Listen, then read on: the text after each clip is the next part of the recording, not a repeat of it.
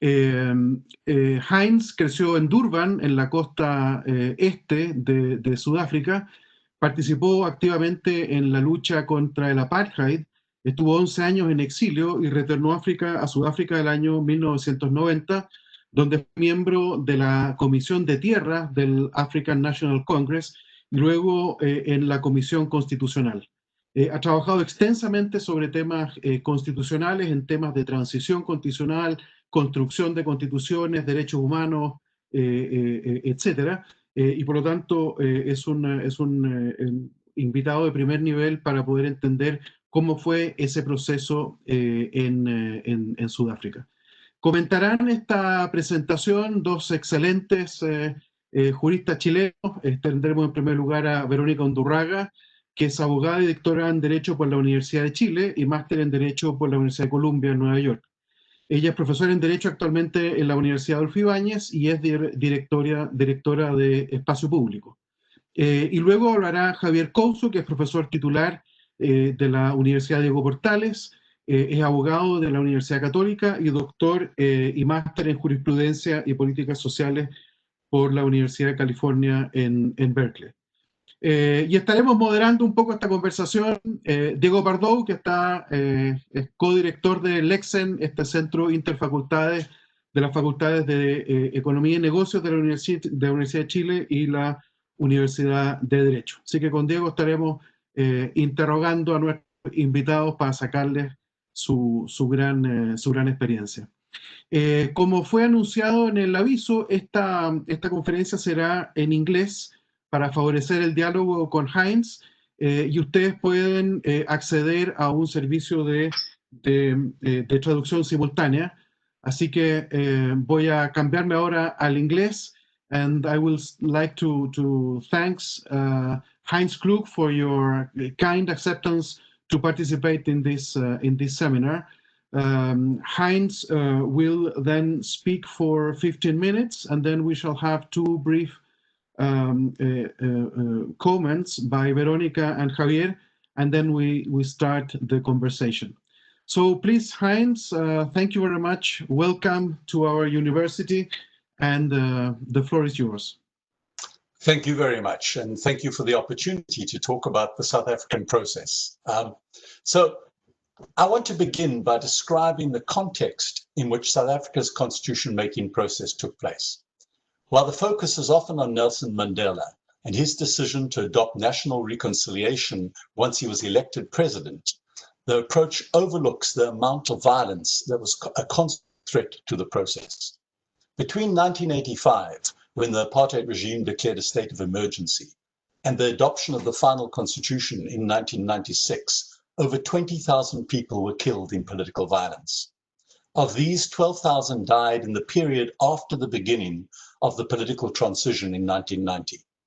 Another feature of this process was that despite the dominance of two parties, the apartheid government and Mandela's African National Congress, there were many smaller parties that participated in the process and made demands that needed to be recognized or at least acknowledged in order to achieve the broad support necessary for the successful adoption of a new constitution. I now want to focus on four issues that were central to the South African process.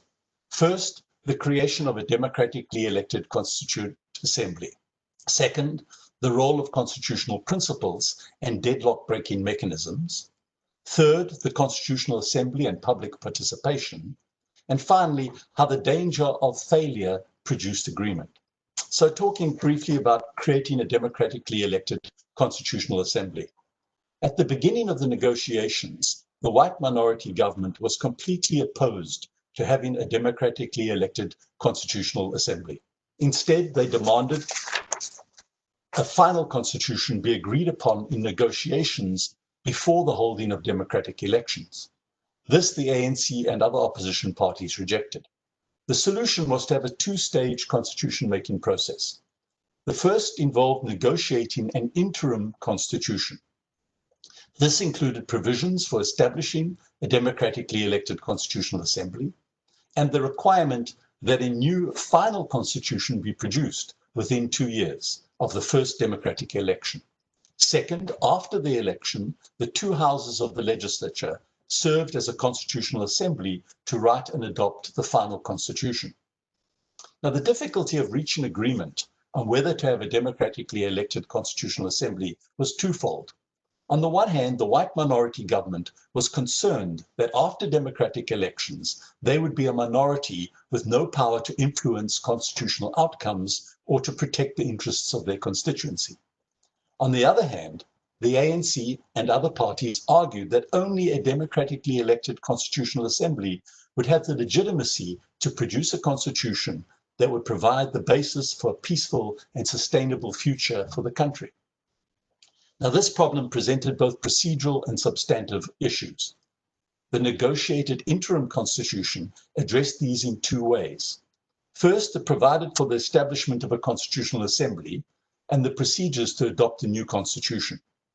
Second, to address the concerns of the minority parties, there was agreement on a set of constitutional principles that the Constitutional Assembly would have to abide by, and that were included in a schedule to the interim constitution. To guarantee that the constitutional principles would be followed, the newly established Constitutional Court was given the task of certifying that the text produced by the Constitutional Assembly did not violate the principles. Provisions for the establishment of a Constitutional Assembly were spelled out in Chapter 5 of the interim constitution. Constituted by a joint sitting of the two houses of the legislature, the National Assembly and the Senate, the Constitutional Assembly was given 2 years from the first sitting of the National Assembly and the Senate to pass a new constitutional text. Comprised of 490 members from 7 political parties, the Constitutional Assembly established a 44-member Constitutional Committee to serve as a steering committee and created an administrative structure to manage the process of constitution making. In addition to the Constitutional Committee, the Constitutional Assembly set up 6 theme committees, which were empowered legal and policy experts to collect information, ideas, views, and submissions from political parties, interest groups, and individuals on issues that would come to form the content of the Constitution. The theme committees, which focused on specific constitutional issues, such as the Bill of Rights or specific institutions, held a series of seminars and conferences that involved members of the Constituent Assembly, interest groups, academics, and non-government organizations in debates over different sections of the draft Constitution. In addition, a technical refinement team worked to ensure consistency throughout the fast-growing document and made certain it was written in plain language that ordinary citizens could read and understand. Apart from these mechanisms, the Constitutional Assembly was also required by the interim constitution to appoint an independent panel of 7 constitutional experts to provide advice to the Constitutional Assembly, and also to serve as a partial deadlock breaking mechanism if the Constitutional Assembly was unable to achieve a 2/3 majority within the required time. Now, while a 2/3 majority of the Constitutional Assembly was required to adopt the new constitution, provisions on the boundaries, powers, and functions of the provinces or the regions of South Africa needed to also receive a 2/3 vote of the members of the regionally elected Senate that made up part of the Constitutional Assembly. So there was a heightened requirement for the regional structure. Now I want to turn briefly to talk about the role of the constitutional principles and deadlock breaking mechanisms. The 34 constitutional principles were key to South Africa's 2-stage constitution making process. The focus on constitutional principles and the need to frame a new constitution within the ambit of these broadly agreed upon principles provided a means of entrapping unnegotiable conflicts into ongoing manageable constitutional struggles. A key element of this process, drawing participants in and enabling them to sustain their own visions of a viable role in the future, is the practice of what I call constitutional imagination, in which the different concepts and options are invested with meanings most in accord with the hopes and aspirations of the different parties. Despite often divergent understandings and deliberately open-ended agreements over meaning, the framing of constitutional principles in the South African case both facilitated the progress of constitution making and provided the means of incorporating often inconsistent and conflicting ideas about the parameters of the future, whether in the form of explicit guarantees or institutional arrangements. It was this principled ambiguity that allowed the conflict to be civilized, despite continued violence and vociferous, if not fundamental, disagreement. From the perspective of the different political parties, the constitutional principles guaranteed that their objectives would be secured in the final constitution. For this reason, the constitutional principles and the requirement that the Constitutional Court certify that the Constitutional Assembly abided by these principles were the only parts of the interim constitution that could not be amended by a two-thirds majority. In fact, these provisions could not be amended or repealed, and as such were set in stone as the core of the negotiated agreement. Provisions for the establishment, among the constitutional principles adopted by the parties were those guaranteeing a common citizenship and a democratic system of government committed to achieving equality between men and women and people of all races, as well as the enjoyment of all universally accepted fundamental rights, the separation of powers, and the supremacy of the Constitution. So you see how broad these, in fact, were. In addition to principles protecting the political role of minority political parties in Parliament and special procedures and majorities for future constitutional amendments. A large number of the principles also provided detail on the structure of government, particularly on the definition and division of powers between national, regional, and local levels of government. Now, most dramatic of the specific provisions were those that required the recognition of traditional leadership according to indigenous law and the collective rights of self-determination. These principles were added to meet the demands of small parties that represented specific constituencies, the Inkatha Freedom Party that represented ethnic Zulu nationalism, and the conservative white Afrikaner parties who wished to create a separate white homeland within South Africa.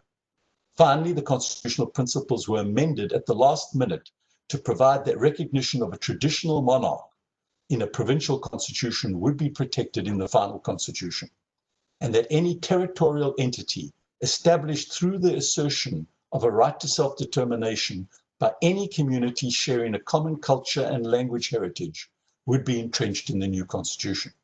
While some of these provisions served as important stepping stones for the constitution-making process to proceed, the recognition of traditional leadership and the creation of institutions that have provided a platform for the politics of kinship and local identities has had a more profound impact on politics in post-apartheid rural South Africa than what might have been imagined when these principles were included.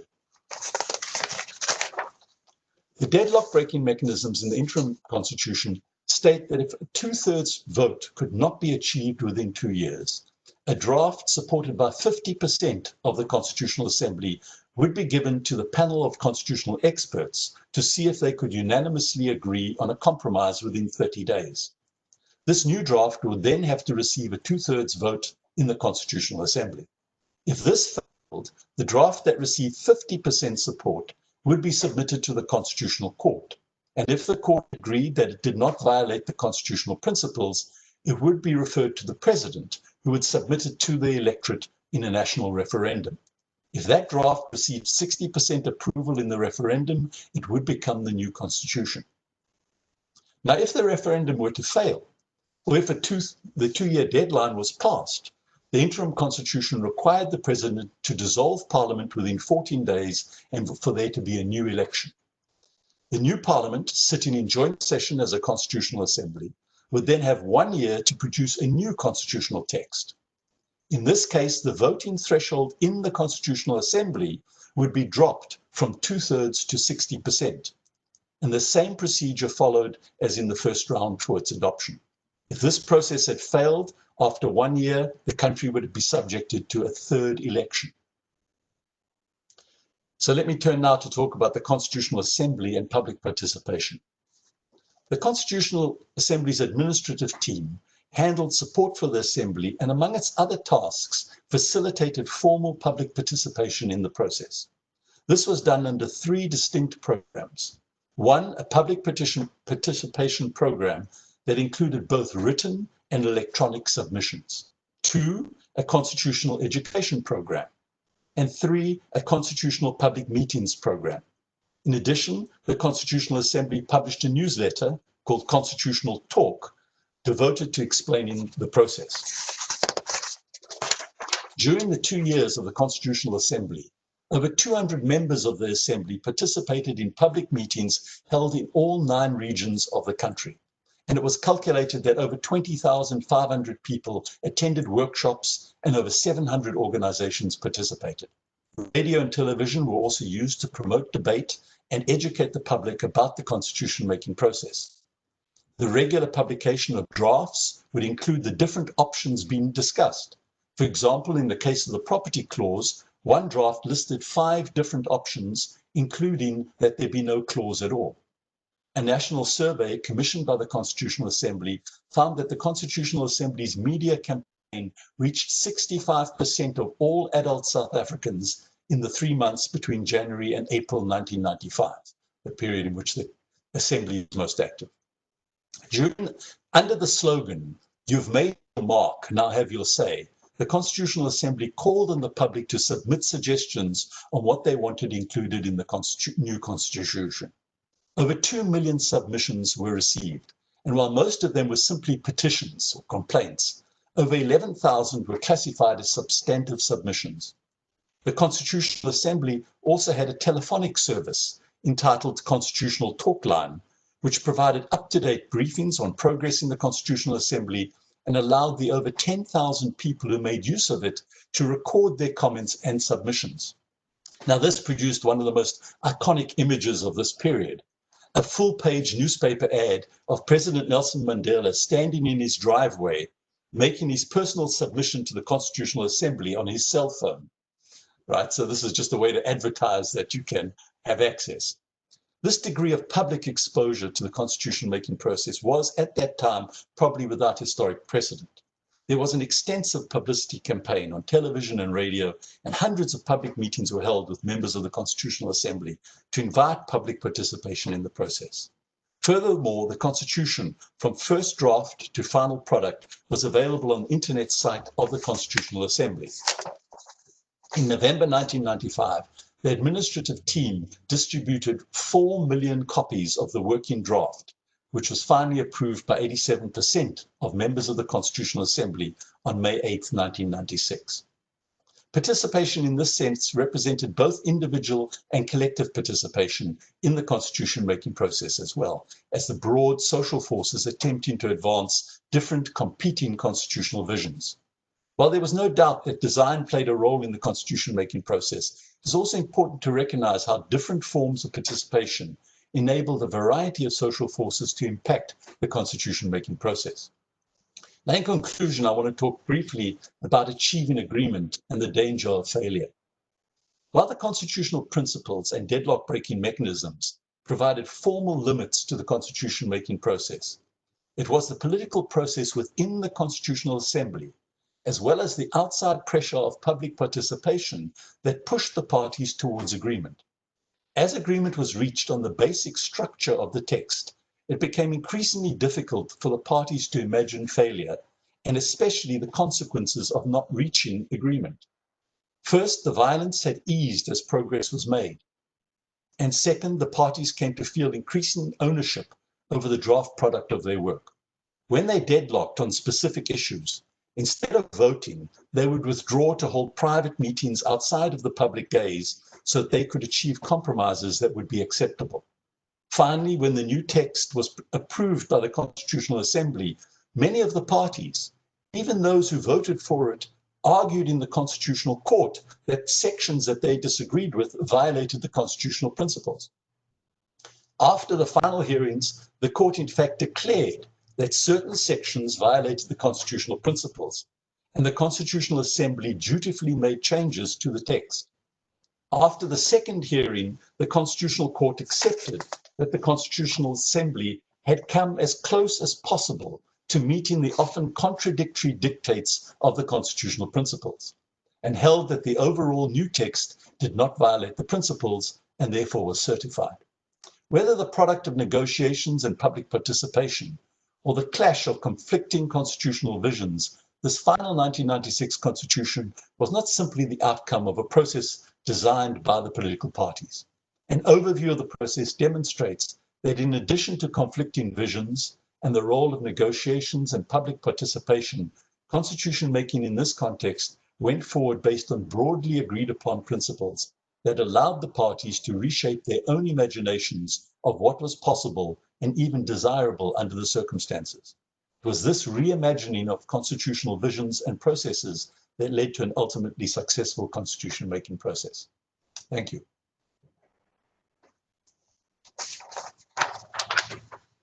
Excellent, Heinz. Very useful and broad description of the whole process. We shall now proceed with Veronica and Javier. So just please, Javier, just speak after Veronica, so you can have 5 to 7 minutes each, and then we shall start the conversation with Diego. Okay. Veronica, please. Yes, thank you very much, Heinz. I think that was a wonderful lecture on the South African process. I found that there were many interesting points that you raised. First, I'm fascinated by the fact that how you prevented a deadlock, the different mechanisms, and they were like several mechanisms. So it was layers and layers of mechanisms that you had to prevent that the whole process would fail, because as I understand, there were failures before in 1992, and people were like very frustrated by those failures. Here in Chile, is one of the dangers we have is that we don't have deadlock breaking mechanisms, because we have the if the process fails, we'll go back to the current constitution. So there is an incentive there for people who likes the current constitution to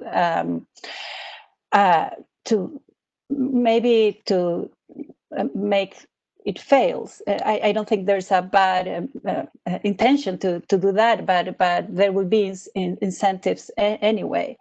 So I think that the idea of the deadlock breaking mechanisms is very good, and we have some room thinking about the regulation of how the constitutional assembly will work here in Chile to think about some breaking mechanism within the working of the Constitution Assembly. So that's very interesting.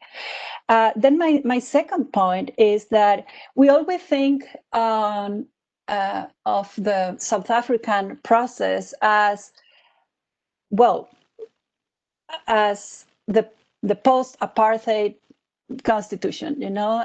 So we think on race identities, but as you said in your presentation, there were many different identities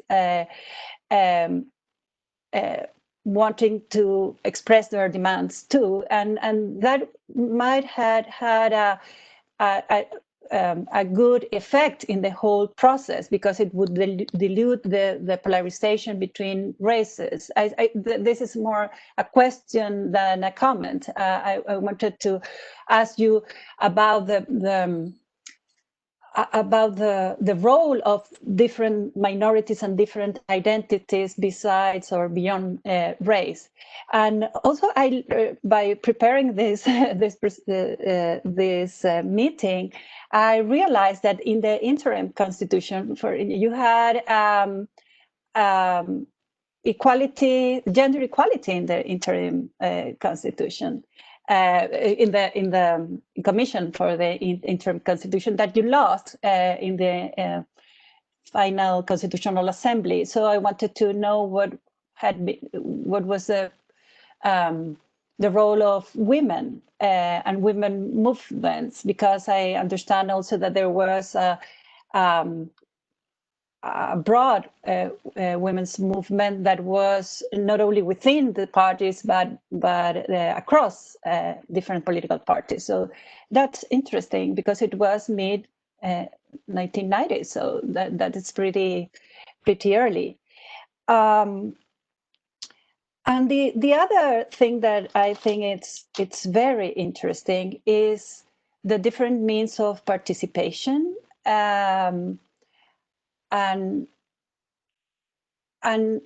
how did you progress from this fear of the white minority at the beginning of the process, who didn't want a constitutional assembly and wanted a kind of agreed upon constitution, and then you had this, you could have this final constitution, which, as you said in a previous conversation with us, that changed many of the principles that the interim constitution had. For example, regarding the Bill of Rights, you incorporated social rights that were not present in the interim constitution. So how did you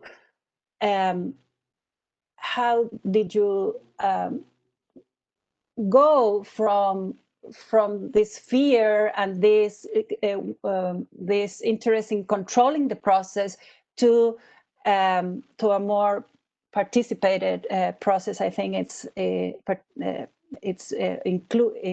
process that was inclusive is very interesting. And the last thing I want to say about that it struck me as very interesting is that it was not only all these preventions that you had during the transition process towards the final constitution that made this successful, but also the experience of the members of the Constitutional Assembly while working together.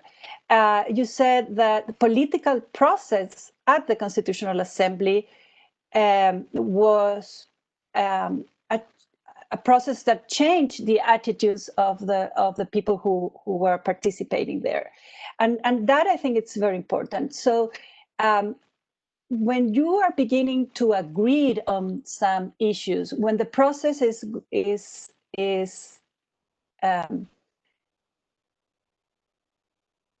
difficult to go back. It's not impossible, but I think that maybe I want you to say that we should be confident that when the process go on, we will get more agreements that we think now. No, we'll get.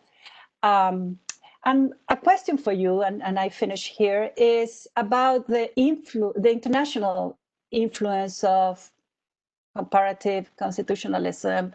I know that the eyes of all comparative constitutionalists in the world were put on your process, and many famous constitutionalists participated on the process and gave you, I don't know, their advice. And in a way, I feel that the South African constitution is a collective.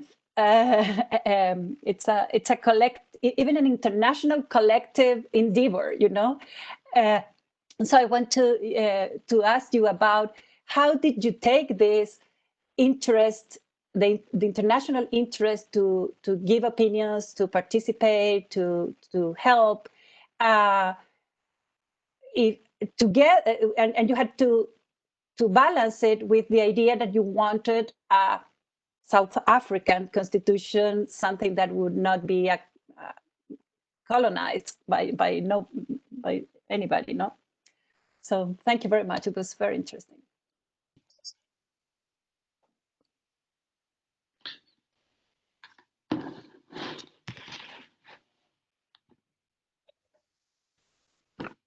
Okay, I guess it's my turn, Guillermo. Okay, thanks. I second Veronica in thanking Heinz for a wonderfully, a great summary of many issues that really concerns us in Chile as we are about to start the constituent process. Veronica has already pointed some issues I wanted to ask or touch on what Heinz told us, but I would like to go then to a couple of other issues. One of the things that struck me about Heinz's presentation is the fact that you were able to conduct a successful constituent process in the midst of 12,000 or thousands of people killed due to violence in the process. We normally tend to see South Africa as a success story, but it's all the more impressive that you did it under such conditions. And also, it struck me as fascinating something that you mentioned in passing about how the process tried to complement both the technocratic or expert constitutional knowledge on the one hand and civic participation on the other. And you managed to really strike a good balance on that. I would like to ask you something that it's of the most urgent, one of the most pressing issues as we enter. There are a lot of naysayers in Chile who think that everything that can go wrong will be utterly disastrous when it comes to this process. And they mention a lot of, there's a lot of crude game theory, basically because we have the 2/3 without any formal deadlock breaking mechanism as sophisticated as the one you had in South Africa. There is the notion that if one group that has 1/3 plus 1 can completely block the new constitution, and they can basically sit and have no, and of course this crude game theory doesn't account for the political dynamics that the very fact that a new constitution process starts creates. So I wonder if you can tell us about those perhaps informal deadlock breaking mechanism that started. I'm talking about the creation of trust among people who were at the beginning very distrustful of each other. If you take into account how deep was the conflict between, the conflict that apartheid itself created, and the fact that Mandela's party had been Marxist-Leninist only a few years before the start of the process, and the white minority was not particularly Marxist. I was wondering if you can tell us a bit about those informal dynamics, the political dynamics. You mentioned how civic participation, the participation of civil society contributed also to ending deadlock. So I was wondering if you can tell us a bit more about that. And similarly, I was very interested on something that's also a matter of concern in Chile. And it has to do with the fact that while you spent 2 years writing the Constitution with a lot of uncertainty, I wonder how did the economy do during those 2 years? There is some people who claim that a country cannot afford to have, in our case, it will be 1.5 years if you take the whole process, maybe 2 with all the time that you need to do the exit plebiscite and all that. It will be roughly 20 months of uncertainty, economic uncertainty. Did you get investment in the meantime? How did you manage with that? And finally, I'm also I wanted, people from abroad, and this is, I guess, inevitable, we tend to look at South Africa's constituent processes led by Mandela somehow. And we're concerned because we have a reluctant president here. If in Chile, our constituent process is successful, I doubt it would be regarded as Piñera's constitution. I know it was not Mandela's constitution, but from abroad, you tend to see leadership in the way Gaviria also is somebody we tend to associate with the leadership of Colombia's 1991 constitution, And from a very different world, we tend to see Alessandri as a very important leader for our Constitution of 1925. So I wonder if you can touch on that, the fact, I mean, how the process was in fact led by Mandela. Did he take, not the front row, but a subtle support of the process? And again, thank you very much. It's invaluable for us to have your insight.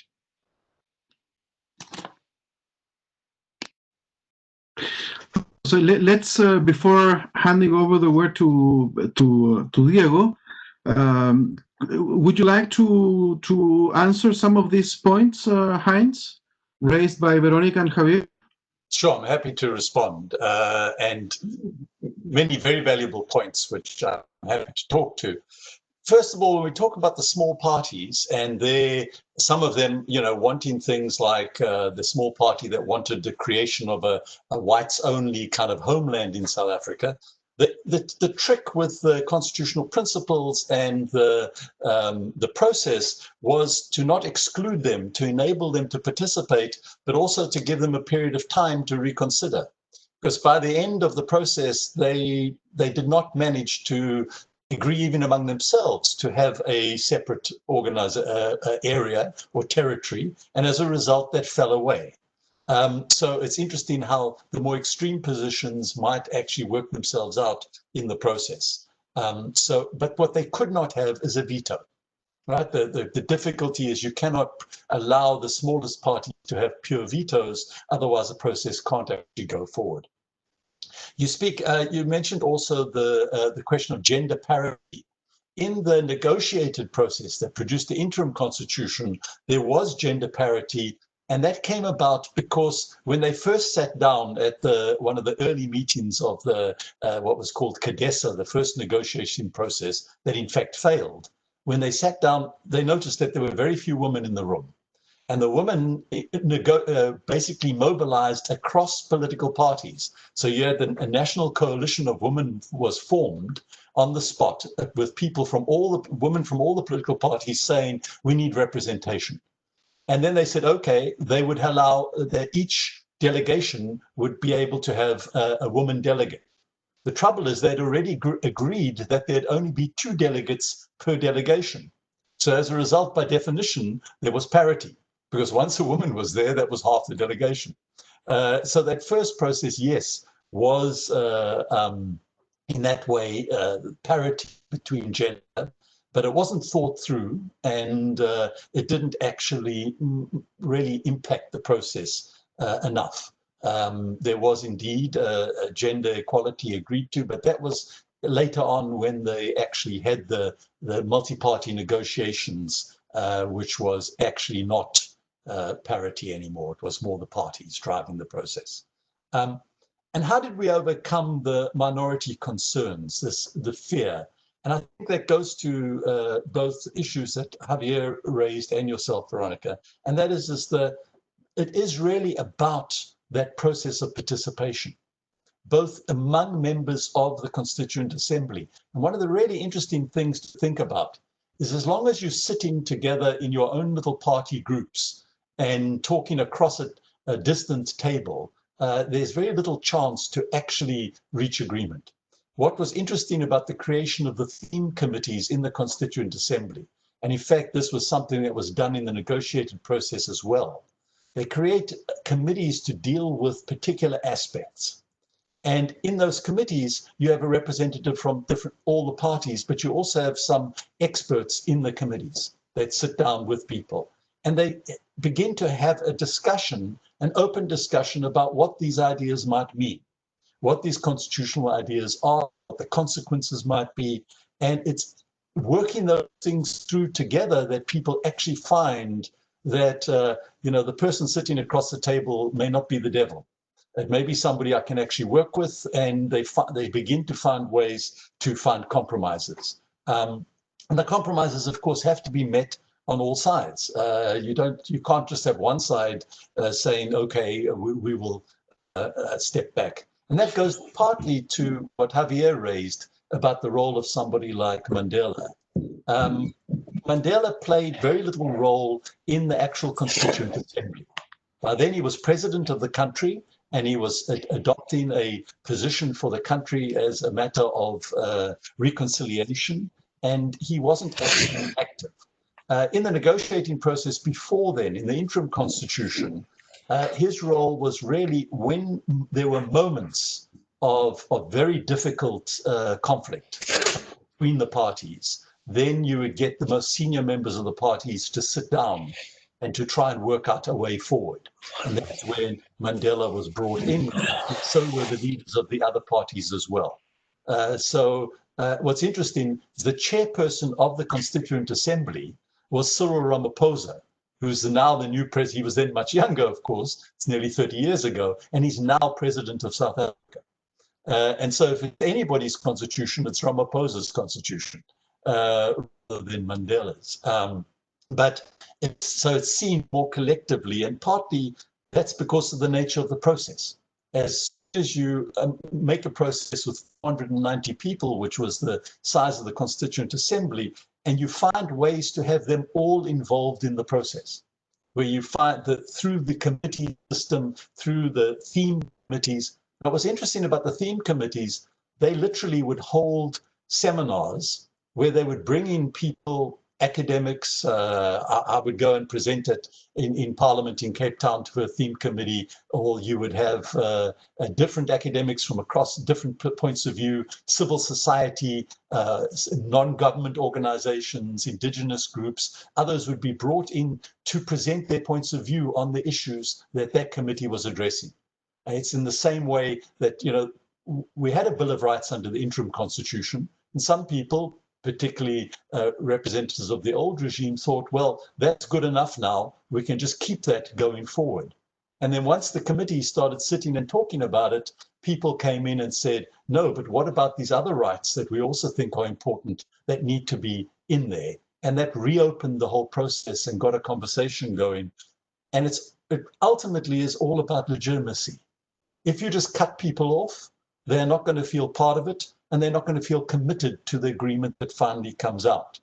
And one of my concerns for your process and your lack of deadlock breaking mechanisms is that if anybody thinks they have a veto on the process, that they can just sit back and wait until the end and say, okay, we'll just go back to the past. They are failing to understand that the value of such a process is that you are able to build some kind of agreement that is legitimate for everybody, that brings everybody into the process and enables the society to actually try and work forward through often very difficult issues that this makes possible. And a veto role doesn't really help in that regard. And that also goes partly to the civic process that Javier raised. And that is when members of the Constituent Assembly from all parties were taken to different parts of the country to meet communities. In many cases, these were communities that they had no personal contact with, that they had no personal experience of. And when they actually have to sit with people and listen to people and talk to people, they start also getting a different view of their own country, of their own place. And that is also, and that's why I talk about this as shaping the constitutional imagination. Whatever you imagine with your fears today might actually become a little more open. And you will still, of course, have your interests and your concerns, that your interests be considered. Maybe the fact that they are considered becomes as important as being able to say, I need it there in place in a particular way, as opposed to a more open process. Javier also asked, how did the economy fare during this period? Now, after the 94 election, there was, of course, euphoria that democracy had come to South Africa, and we had had international sanctions under apartheid, and those were opened up. But there was no boom initially in the economy, particularly in those first 2 years. It took time. The economy, I don't think, went down much, but then it was at a very low point already in 1994. And so, yes, people felt that it was opened up to the extent that the foot had been taken off the neck of the majority of South Africans who under apartheid couldn't participate. And now they were able to get out there and participate more. But I don't think business confidence picked up until this final constitution was coming into view, and people realized that there was a stable way forward, and that made a difference. By the late 90s, there was an economic improvement that was much better.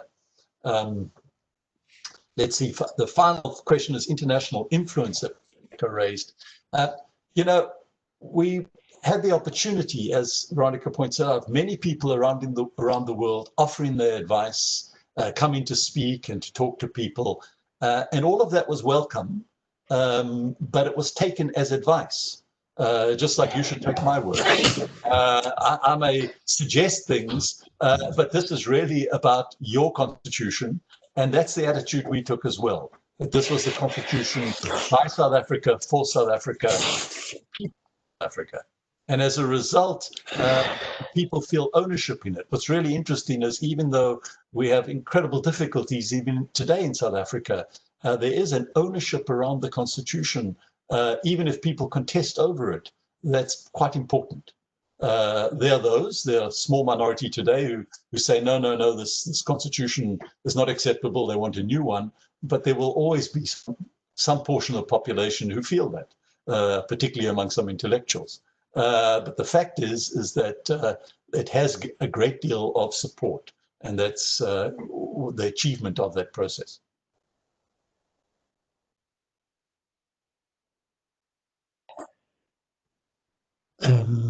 Thank you so much, Heinz. It's very thoughtful thoughts. And so I would like to ask you a couple of things. If you could expand a little bit more in one thing is the role of this panel of experts in the Constitutional Assembly, and the second one, which is probably a little more hard to summarize, but I will ask you anyway, is what was the role of the fear of violence and the fear of the process failing during the Constitutional Assembly? Because I understand that it was very important for the agreements that ended up in the interim constitution. As I understood, the failure of the Coriza and the restart of the negotiations came right after the assassination of Chris Hani, this famous leader. And in our case, the agreement on the new constitution and the agreement that ended up with the plebiscite that we will have in the 25th of October comes in the midst of social unrest, and it also comes in the eve of the 1-year anniversary of the assassination of another leader of Mapuche leader, was Camilo Catrillanca. So it's pretty clear that in these kind of preliminary arrangements, violence has a very important influence. Our previous session was about Colombia, and Colombian experts also agreed on this, that the violence was very important in the initial push for a new constitution. But I think my question is, what's the role of violence in the agreements that are reached in the assembly? Is it a problem, or is it or the fear of violence is still it has a role in facilitating the negotiations? So I think that's one of my question, and the other one is if you could expand a little bit more in this panel of constitutional experts, and what was their role in drafting the constitution, the definitive constitution. Okay, let me first talk to that question of violence. You're quite correct. They're quite important decisions, like the decision to actually name a date for the first election, took place after the assassination of Chris Hani, when the threat of violence looked even greater. When it was a moment in which the old regime under de Klerk literally had to step back, and they put Nelson Mandela on national TV to say, we're going to go forward, don't worry. So violence does have that incredible impact. And I think it is true that it also, of course, enables people to come to agreement for fear that this will not. But let's be clear, what violence is in fact demonstrating is the lack of legitimacy. And what people begin to recognize is that if you can build something that has some legitimacy, even if we don't all agree to all parts of it, and we don't all agree to all parts of the South African Constitution, we see there's enough there so that we feel that it's something we can all move forward with together. Because as any country, you cannot ignore half the country and say they don't matter or they should be excluded. That only leads to much greater violence, and that doesn't, in the end, solve anything. And so that question of legitimacy is really key. And I really think that what the violence is an expression of that illegitimacy. And there are those who feel that no, it's something that's been used by some people. No, it's really a example of frustration, of a feeling of not being heard. And if it's understood in that way, then getting to agreement becomes more important. And I want to go back then briefly to the question of those deadlock breaking mechanisms. What's interesting is they were never used in South Africa. We didn't have to use those deadlock breaking mechanisms. And the reason being is that the participants begin to realize that they don't really want to hand this over to other people. They don't really want to take the chance that it's going to go down to a constitution that only has 50% agreement in the Constituent Assembly, or only has 60% agreement. They wanted to get the 2/3 agreement. They wanted to get, in fact, they wanted to get the 87% agreement that they got, because that heightens the legitimacy of the final. Right? So the participants, the members of the Constituent Assembly, begin to realize why getting to agreement, even for themselves, individually and collectively as parties, becomes more important than vetoing, than saying no. Right? Now, that does require constant negotiation on both sides, but it also gets people, once people start actually talking the language of constitutions together, they start realizing that, in fact, constitutions are exactly that. They are an open book that enables people to continue to argue over things in the future. They don't solve things. They don't end the discussion. They enable the discussion. They allow us to continue together, and that's what matters. You asked also about the panel of experts. What's interesting, the panel of experts in the end what relied upon the deadlock breaking mechanism would have said. But yes, sometimes the theme committees would have a question and they would ask the panel to give advice, and they would take it as much as they were getting advice from anybody else. They didn't get any kind of specialized position.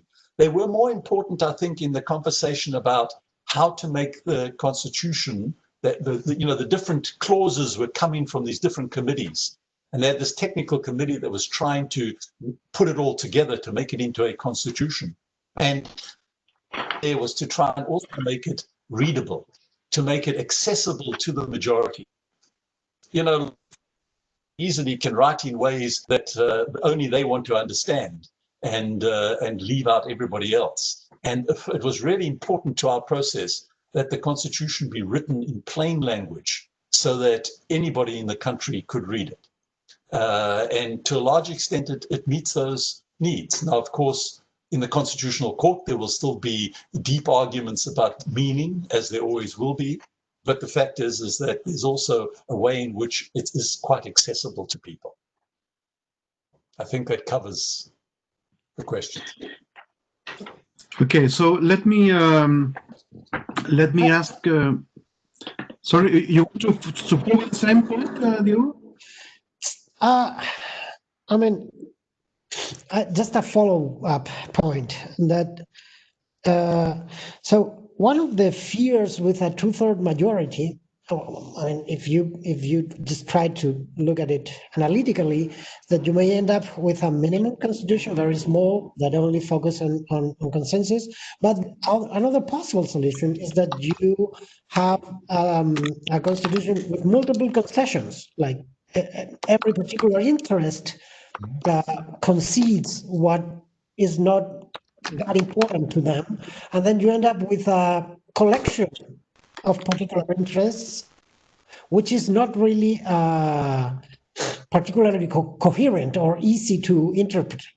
So I think my question was precisely on the role of experts in trying to build this harmonization or this kind of collective harmony of the constitutional text.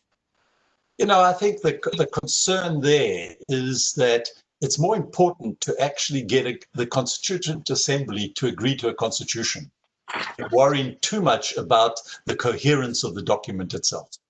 Because you have the future to work that out, either through amendments to future amendments if you have to make them, or through interpretation and arguments in the courts and arguments in public in the National Assembly, etc.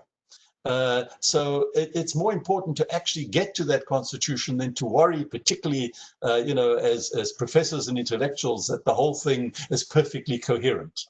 As I said, if you look at the constitutional principles that were used, firstly, they were written so broadly that everybody could imagine their own version of what it meant. And secondly, they were often completely contradictory. Everybody just wanted to were recognized in of constitutional principles. And that was the important step. And then later we could work out, well, what does it mean if this contradicts this? In, you know, the Constitution and the court in the end had to say, well, you know, it can't meet it perfectly, but it's perfect enough. And in a way, perfect enough becomes the motto of constitution making. Well, that's a great point, I think. So we have until 1:30 Chilean time, not yours, and I would like to give the floor to some people in the audience. If you want to make questions, please do it in the Q&A section. I have one question that came from another point by Fabiana, and she says she would like to know how the members Constitutional Court, I'm not sure whether she's talking about the Constitutional Court or the Constitutional Assembly, how they were chosen. I presume we should talk about the Constitutional Assembly, how they were chosen.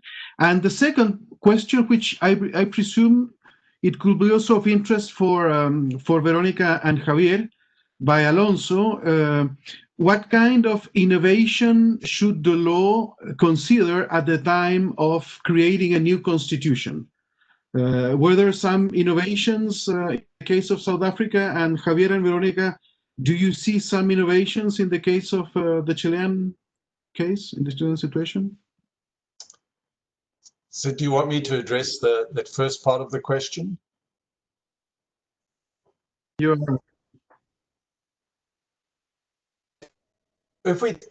In terms of the Constitutional Assembly, it was chosen in the same.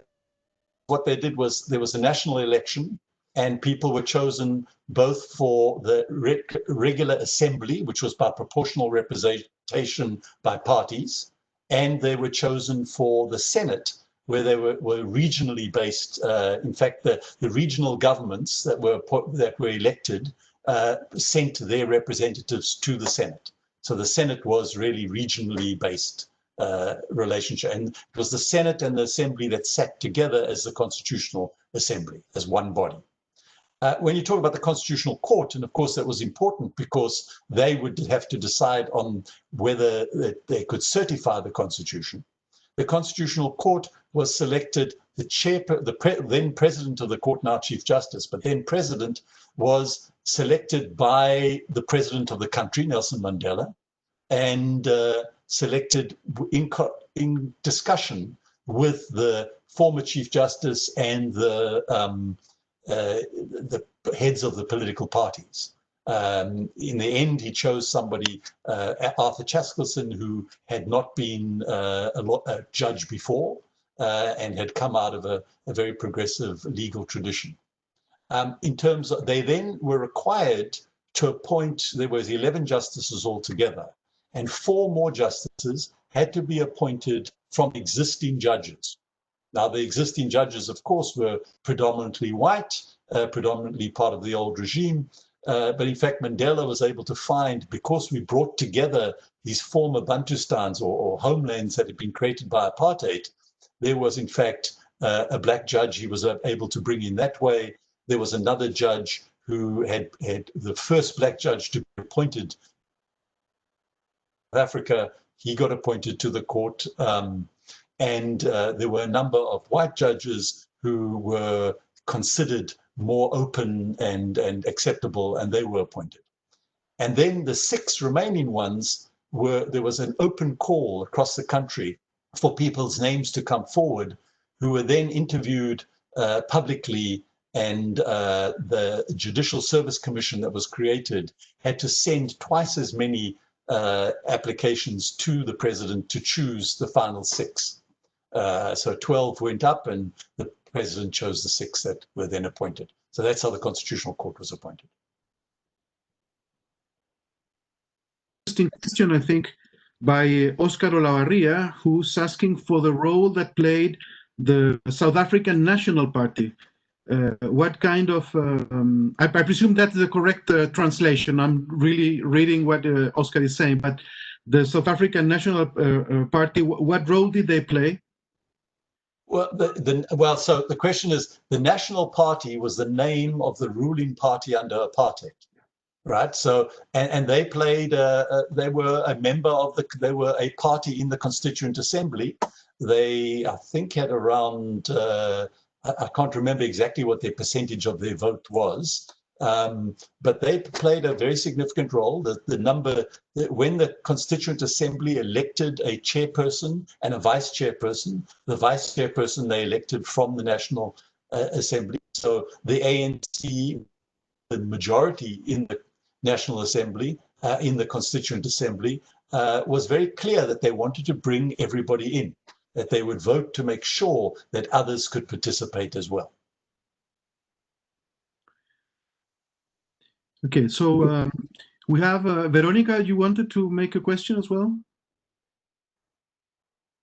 Sorry, and we have Javier and Veronica. Veronica, can you please make your point, and Javier would like to answer the question concerning innovation. Yes, I didn't want to miss the opportunity to ask you about the role that the Constitutional Court has played during all these years after the Constitution, because the South African Constitutional Court is seen as one of the most prestigious and progressive courts as well. And one of the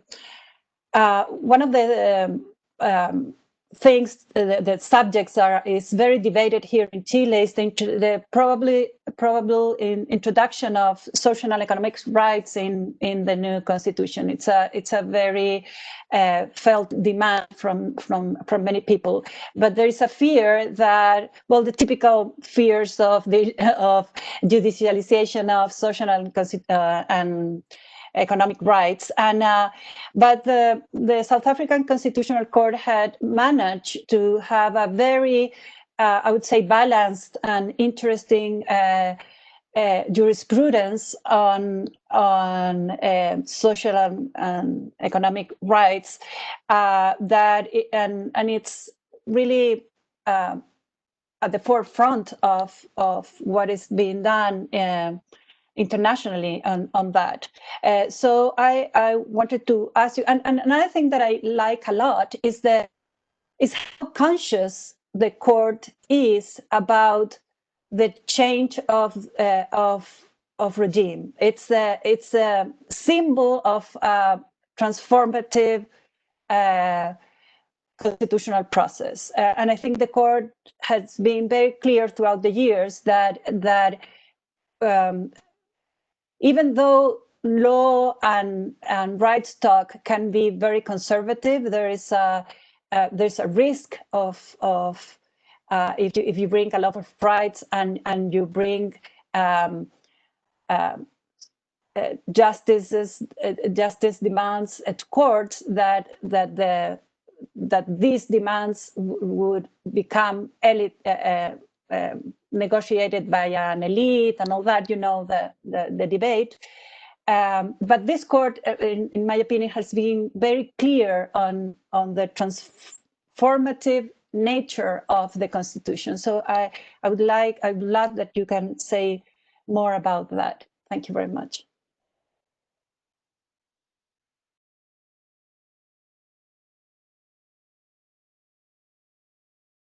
Please, Heinz. No, you're muted. And it's, okay, thank you. Yes, in terms of the Constitutional Court, what's interesting about the Constitution is, first of all, in the nature of its appointment. It brought together both old judges and a whole new group that had never been on the old systems courts. And so it was understood that this court was a different kind of body, and that what's interesting is the court took it upon itself and has, for all the years since, that its job is to make sure the Constitution becomes right. So they've worked to actually has a life and becomes part of so in other words, the implement seriously uphold ideals of the Constitution. And even as it's dealt with some very, very difficult issues, and socioeconomic rights are not easy to deal with. But on the other hand, the court has been very careful to ensure that they get into a position where they become unrealistic, that becomes not possible to actually implement. And more importantly, they increasingly are holding the government to account to say to the government, these are the things you're supposed to do. You have to at least act reasonably in what you're doing. And that has been the kind of role that the court has played in trying to address, very significant issues. When the new government under Mbeki was faced with the HIV/AIDS pandemic and took this very strange position that HIV did not cause AIDS, when eventually they managed to get it to the court on the question of mother-to-child transmission, the court was very careful to say, well, let's look at what is possible. What can you actually do? Well, mother-to-child transmission, the drugs were effective. And the court said there's no reason then that you shouldn't be providing these in the public hospitals. And what's interesting is, even though it was just on mother-to-child transmission, it wasn't the broader issue. Once that was opened up, then people could see that, in fact, these antiretrovirals did have an impact, and they were important, and they stepped back and to allow this to go ahead. And in fact, it was then used as the basis for putting in place a national program to deal with HIV like nothing anywhere else in the world. So the court has played very important roles at particular moments in post-apartheid South Africa. In the same way now, in terms of corruption, it's been a very important voice. I wanted to go in touch on a question that Guillermo mentioned about innovation. And this relates to constitutional imagination. And one of the things I think that makes it very relevant for Chile is that we tend to be a very conservative country when it comes to constitutional imagination, perhaps because the experience of neighboring countries and a lot of innovation has not been that successful. I'm thinking about the recent constituent processes in Bolivia, Venezuela, or Ecuador. So in that sense, of course, some people get excited about the rights to nature that was in the Constitution of Ecuador, but there was a political disaster, the installment of the Constitution after that in the more regular issues. So in that sense, what will be innovative, and this relates to something that I wanted to ask Heinz, is that the ideology, the people who drafted Pinochet's constitution, the ideology, the ideologues, particularly Jaime Guzman, he was very open when he said that he regarded Chile's democratic past as the reign of demagogy, of lack of technocratic knowledge. He was very open, and he put it in writing, that the military regime gave a window of opportunity for technical rationality. So there was the constitution was purposely made to block the irrational portion of the masses. And this was recently brought to mind by some decisions deemed irrational regarding return of pension, part of the portion of the pension savings for the pandemic and other things. So what, funnily enough, would be innovative in Chile is to let the majority rule. There's a lot of fear of the majority. The sense that if you give the people the right to decide for themselves, disaster will ensue. Demagogy will happen. So I was wondering, how was this?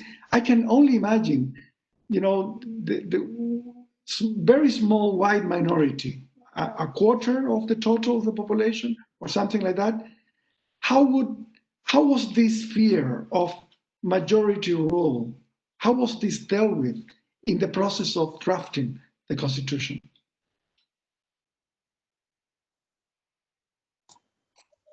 I mean, that is a very important point, right? So there was great fear of majority rule by the white minority. And that fear had been played up right through the conflict as the basis as justification for why they should continue the conflict, why the military should behave in the ways it behaved. And what was interesting, I think there's 2 points to what you say.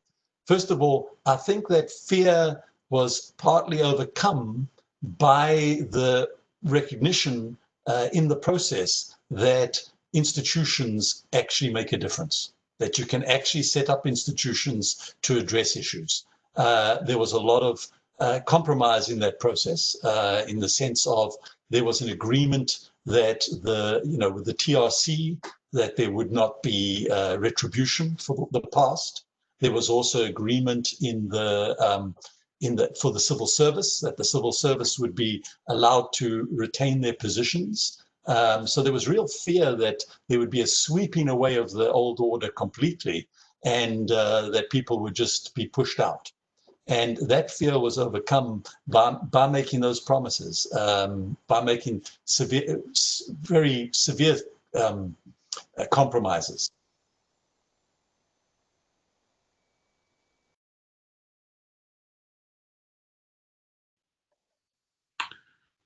I believe we have lost Heinz. Okay, let's... Bueno, si no tenemos a Heinz, podemos seguir en español. Un minuto. We can switch. Yo creo que hay un tema que es bien importante. Bueno, estaba refiriéndose a un tema bien relevante del temor de la mayoría. ¿Qué te parece, Javier, la respuesta por dónde va? Me parece súper importante la respuesta porque atañe a dinámicas que se generan en estos procesos que no pueden ser previstas antes de que ocurran. En otras palabras, lo que me llamó la atención no solo de esta respuesta, sino que la presentación de Heinz es como el proceso partió en un ambiente hostil, 12.000 muertos entre el 90 y el 96, muertos por razones políticas. Uno se puede imaginar lo que puede ser eso. Y sin embargo, una minoría blanca con todas las razones del mundo para suponer que la mayoría de color iba a arrasar en la asamblea. Y sin embargo, se produjeron dinámicas, me llamó mucha atención, como de la sociedad civil cambiando estas visitas que hacían los constituyentes a lugares que esta cosa que mandaban misiones, o estos seminarios en que se invitaban a expertos. Yo creo que va mucho a la gente cuando trata, digamos, los naysayers, los que creen que todo va a salir pésimo, siempre preguntan, ¿ustedes imaginan que va a haber un grupo que sabe mucho de constitución y van a estar, no, los políticos de siempre? Bueno, esta hibridez, esta mezcla de tener representantes del pueblo, no de los expertos, pero tener también mesas temáticas donde los representantes del pueblo dialogan con expertos, con representantes de la sociedad civil. Todo eso me parece que es muy, muy interesante porque habla de una dinámica constituyente que no podemos prever con teoría de juegos cruda, como decía yo, como imaginándose que un grupo... Y también el tema del veto, me llamó la atención cómo decía, no apela mucho a jugar el rol de el veto player, de ser el... ¿Verónica? Sí, y a mí me pareció súper interesante su respuesta, y una de las cosas que me llama la atención y me reafirma en una cosa que yo siento que se le da poca importancia, es el tema de la legitimidad. O sea, hay mucho miedo a cosas que yo creo que deberían dar menos miedo que el miedo a la ilegitimidad. O sea, creo que a todo el mundo le conviene, incluso a las personas que están más temerosas de las mayorías, de las demandas que consideran excesivas y todo, creo que a todo el mundo le conviene tener una constitución en que la gente, como él decía, la sienta propia, tome ownership, decía él, ¿no es cierto? La sienta su propia constitución. Y esto en el panel que hubo sobre Colombia era exactamente lo mismo. Y una vez me tocó hacer una conversación, un cabildo, también con personas chilenas, y había un colombiano y había un ecuatoriano, y lo que dijeron ellos, lo primero que dijeron, y eran personas que vivían en la calle, lo primero que ellos dijeron es nuestra constitución.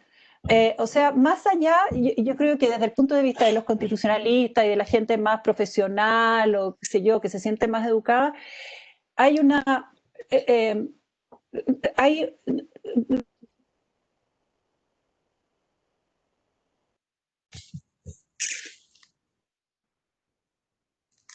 Estamos perdiendo efectivos a medida que pasa el tiempo. No, a mí me hubiera gustado, no sé qué piensas tú, Javier, pero a mí me hubiera gustado también preguntarle a Heinz, porque al final en la asamblea, el partido de Mandela, el Congreso Nacional, si tú lo sumabas con el partido como más radical, que era el Partido de la Libertad, tenían los 2 tercios, con bastante, o sea, bastante más que 2 tercios tenían. La minoría blanca era bien minoritaria, tanto en la Asamblea como en el Congreso, por lo tanto en la Convención Constituyente era minoría. Pero sin embargo consiguen superar, o sea, consiguen aprobarlo, no digamos por 2 tercios más 1, sino por un 85% el texto final de la Constitución. Y eso es algo que también... Se dio en Colombia. También se dio en Colombia, donde tenían la regla de mayoría, pero varias de sus disposiciones terminaron siendo aprobadas por, no sé, creo que el promedio era algo así por 3/4, una cosa así. En el libro de Gabriel Negreto está ese estudio de caso. Entonces, a mí o sea, ¿cómo se hace cómo se hace para que el consenso sea mayor que el mínimo? O sea, ¿qué tiene que pasar para que los jugadores no traten de simplemente superar el umbral de la mayoría, sino que hagan un esfuerzo por buscar coaliciones o consenso un poco más amplio? Yo esto lo he dicho en otras partes, hace pocos días. A mí me parece que una de las cosas que va a pasar si prevalece el apruebo, lo que va a pasar antes de la elección de los constituyentes es que se van a extremar las posiciones porque los partidos van a tratar de distinguirse de los otros para ser elegidos, un poco como ocurre en la primaria al interior de los partidos demócratas y republicanos en Estados Unidos. Pero una vez que llegas a la convención, yo tengo la impresión de lo que él describió, esta especie de esta certeza de que estás haciendo historia influye, de que estás creando algo donde no es tu constitución, sino una constitución donde hay que hacer. Él decía compromise, esa palabra que cuesta traducirla perfectamente al castellano, pero la sensación que tengo es que no deberíamos asustarnos demasiado de cómo se van a cargar las tintas de la diferencia después del plebiscito del 25 de octubre y hasta la elección de convencionales del 11 de abril, porque es una natural pulsión de querer que mi sector quede muy representado y yo acentuaré las diferencias. Pero una vez que estoy en el proceso, si le entendí bien a Heinz, él ve que se dan dinámicas diferentes que es imposible anticipar hoy. Dinámicas que son más constructivas, más arquitectónicas, como dicen los constitucionalistas cuando se refieren a la fase agonal de la política, una fase de mucha lucha, pero una fase arquitectónica. Que también... Pero, Javier, yo no sé si es algo que es automático, porque tal como lo dijiste ahora, pareciera que fuera medio mecánico, como relacionado con algunas personas, por ejemplo, Ramaphosa en el caso sudafricano, o de la Calle en el caso colombiano, con políticas específicas que creo que lo mencionó, si entendí bien, a Heinz ahora, en el caso del Congreso Nacional Africano, esta idea de tener, de incorporar al Partido Nacional, que fuera parte, de hecho, hasta la vicepresidencia. Entonces yo creo que acá hay que convencer a todo el mundo, un poco lo que decía. Yo creo que hay dos cosas que se han dicho acá que son importantes. Una la dijo Verónica cuando dijo, el mayor miedo debe ser a la ilegitimidad. En la medida que estemos a favor de buscar un mecanismo inclusivo que legitime todo, uno debiera esperar naturalmente que se dé un decrecimiento en las posiciones extremas, un elemento de apaciguamiento en los ánimos. Y lo otro, que también lo dijo Heinz y me pareció muy importante, a una pregunta entiendo que de Diego, que este miedo a que la Constitución sea coherente. ¿Ah? Y yo creo que nuevamente, y él respondió diciendo, la incoherencia es menos importante que la legitimidad. La coherencia la vamos a corregir después. Lo importante es la legitimidad, hoy día. De hecho, nada más que para apoyar eso, el liderazgo de quién vaya a presidir la Asamblea Constituyente, la Convención Constituyente, va a ser importante. O sea, hay liderazgos intermedios, pero también va a haber, creo yo, mucho este miedo que dices tú, lo van a tener incluso personas que hoy día, yo no le preguntaba mucho sobre los empresarios, pero una de las cosas interesantes que ha salido es que yo creo que él habló de cómo la comunidad de negocios esperó un poco a que estuviera lista la Constitución. Pero por otro lado, yo creo que hay la sensación de que el país va a seguir teniendo un problema constitucional si es que esto fracasa. Y si fracasa por el peor de las razones, no porque si ganara el rechazo es una razón sólida para decir que, en fin, en algún sentido es un apoyo a la Constitución actual. Pero si fracasa por el veto o porque no se pusieron de acuerdo, es el tipo de fracaso que creo yo no resuelve el problema. Yo creo, no sé si me oyen, ¿sí? Sí. Yo creo que que es muy lúcido eso que dice que la ambigüedad importa menos que la legitimidad. Por supuesto que todos queremos una constitución relativamente coherente. Hay problemas, por ejemplo, yo escuché a una constitucionalista ecuatoriana que dijo que uno de los problemas de la constitución ecuatoriana es que se aceptaron todas las propuestas y quedaron todas ahí y que realmente son incoherentes. O sea, yo creo que hay que buscar coherencia, que hay formas de buscar coherencia mucho más sensatas, por ejemplo, o sea, que la que me parece inadmisible que se está presentando ahora de votar 2 veces por 2/3, o sea, primero las normas individuales y después la Constitución primera. Eso me parece que ya ese es un veto impresentable, pero también hay una cosa que las constituciones, así como Heinz hablaba de los principios, las constituciones son ambiguas. O sea, las constituciones tienen por naturaleza muchas cláusulas que son generales, abstractas, abiertas a interpretación, abiertas a una interpretación evolutiva. Por supuesto que deseamos que las normas que son más bien de descripción de las competencias de los órganos, ese tipo de reglas más orgánicas sean muy claras y muy poco ambiguas, pero muchas otras es parte de de la naturaleza de una constitución que acoja, esto también se dijo en el panel de Colombia, que acoja a todos y a todas, y eso se puede a veces poniéndose de acuerdo y bajando la ansiedad de que vamos a llegar a una meta común, pero no tenemos por qué ponernos de acuerdo ahora de cuáles son los caminos para llegar a esa meta común, porque no estamos de acuerdo en esos caminos, y para eso existe la política. Yo creo que es súper importante que no empiece ahora una especie de obsesión por la coherencia, cuando parte de la naturaleza de las constituciones es este carácter un poco general y ambiguo, que abre la posibilidad a la política. Oye, me dice Heinz que está tratando de entrar, pero algo pasa. Tuvo un corte de electricidad en Estados Unidos, así que a veces. Oye, les hago una pregunta en caso que ustedes, que son constitucionalistas de reputación, puedan saber qué está haciendo Ramón Antonio Rada. Él pregunta por los Montfleur scenarios. No sé qué es lo que es. El ideal sería que lo contestara Heinz, pero si no, Ramón, lo vamos a contestar cuando tengamos contacto con él. Ahí está volviendo Heinz, aparentemente. Pero, ¿saben ustedes lo que son los Montfleur scenarios? I am back. I can't get my camera to work yet. Great. But he can hear you. Yeah, now it looks like I can get the camera as well. Right on time to answer the Montfleur scenarios. Yeah. Yes, what about them? Yeah, yes, Ramon Rada is asking for the role of the Montfleur scenarios. Can you tell us a little bit what was this Montfleur scenarios and what role did they play? So there were different, right through the transition, there were different groups that presented scenarios, and the Montfleur ones particularly were scenarios of the high road, the middle road, the low road, different ways you can go. I think they played a way again in shaping people's imagination. So these were often more economic scenarios about what potential there was for the future. And, it's not clear to me that they were more or less realistic than anything else, but they did manage to get them before many of the leaders of the different parties to say, look, these are your alternatives. And the main thing, what they were saying was, they were saying that the alternative of failure is not a way to go.